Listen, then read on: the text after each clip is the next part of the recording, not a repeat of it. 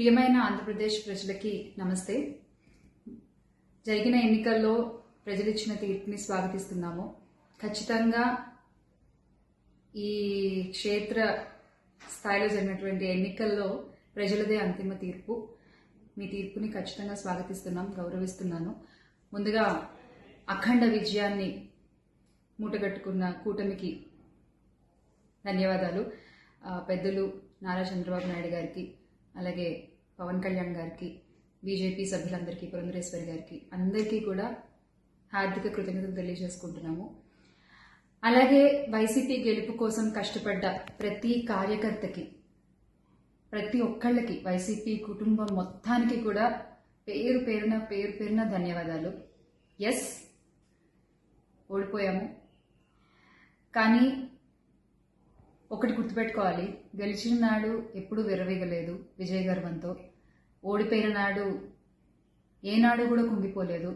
అలాగే ఈసారి కూడా మన జగన్మోహన్ రెడ్డి గారు మరింత బలాన్ని పుంజుకుని మళ్ళీ ఖచ్చితంగా మీ అందరి సపోర్ట్తో మనందరం కలిసి జగనన్నతో నడిస్తే ఖచ్చితంగా మళ్ళీ ఒక మంచి ప్రభుత్వంగా మనం ఏర్పాటవుతాము.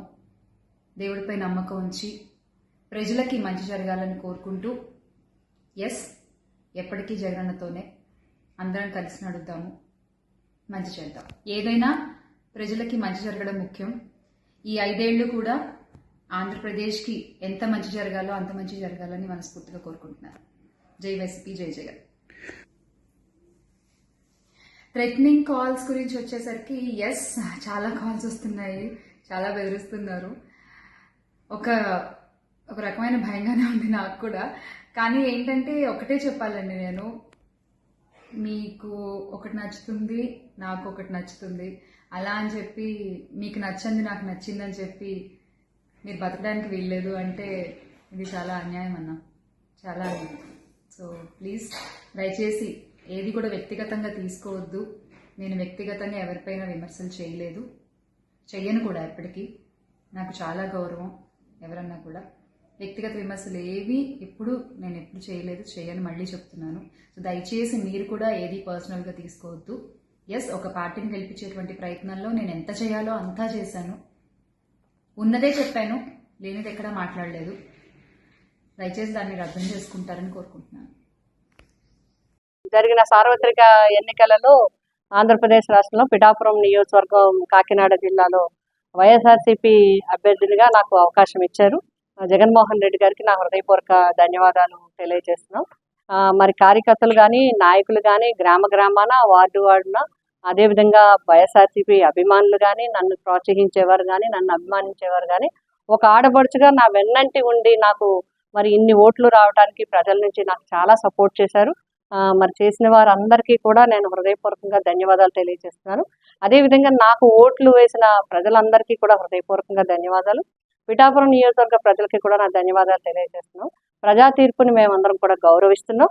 ఎందుకంటే ప్రజలు ఇచ్చిన తీర్పుని గౌరవించడం అనేది రాజకీయ పరంగా మా అందరి బాధ్యత.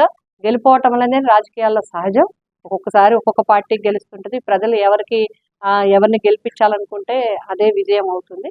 ఆ విధంగా ఇప్పుడు జనసేన పార్టీ నుంచి ఎమ్మెల్యేగా, పిఠాపురం ఎమ్మెల్యేగా ఎన్నికైన పవన్ కళ్యాణ్ గారికి హృదయపూర్వకంగా శుభాకాంక్షలు తెలియజేస్తున్నాం. ప్రజల ఆకాంక్షలకు అనుగుణంగా తప్పకుండా ఈ నియోజకవర్గ అభివృద్ధికి కృషి చేస్తారని ఆశిస్తున్నాం.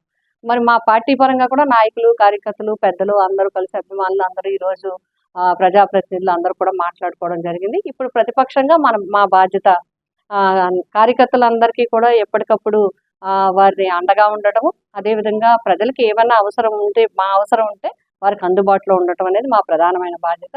ఆ విధంగా మేము ఎప్పుడూ కూడా మా ప్రతిపక్ష బాధ్యతను పోషిస్తూ రాజకీయ నాయకులుగా ఎప్పుడూ ప్రజలకి అందుబాటులో ఉండే విధంగా ఉండటం అనేది మేమందరం కూడా మాట్లాడుకోవడం జరిగింది. రాబోయే భవిష్యత్తు కార్యక్రమాలు, పరిస్థితులు, అక్కడ ఉండే కార్యక్రమాలు బట్టి మేము నిర్ణయించుకుని ముందుకు వెళ్తాం జరుగుతుంది.